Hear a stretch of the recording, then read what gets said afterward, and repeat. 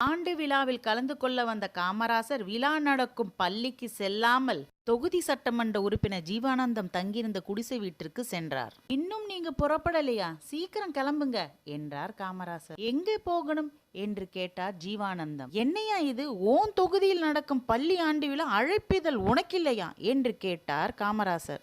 இல்லை, விழா நடப்பது தனக்கு தெரியாது என்பதை கனிவோடு கூறினார். உடன் வந்த அரசு அதிகாரிகளை முதல்வர் சற்று கோபத்துடன் பார்த்தார். சரி, சீக்கிரம் புறப்படு என்றார் காமராசர். நிமிடத்தில் குளித்துவிட்டு வருகிறேன் என்றார். உள்ள என்னையா பண்ற, இன்னுமா குளிக்கிற என்று வீட்டு தோட்ட பகுதிக்கு சென்று எட்டி பார்த்தார் முதல்வர். அங்கே அவர் கண்ட காட்சி அவர் நெஞ்சை நெகிழ வைத்தது. இடுப்பில் ஒரு சிறு துண்டை கட்டி கொண்டு தன்னுடைய ஒரு வேட்டியை துவைத்து ஒரு நுனியை கம்பத்தில் கட்டி ஈரம் காய வேட்டியை வேகமாக அசைத்து கொண்டிருந்தார். கண் கலங்கிய காமராசர், ஏயா 4 வேட்டி வாங்கி உடனே அனுப்பட்டுமா என்று கனிவோடு கேட்டார். வேணாங்க, இது கிழிஞ்சு போச்சுன்னா அப்புறமா நான் கேட்கிறேன் என்றார்.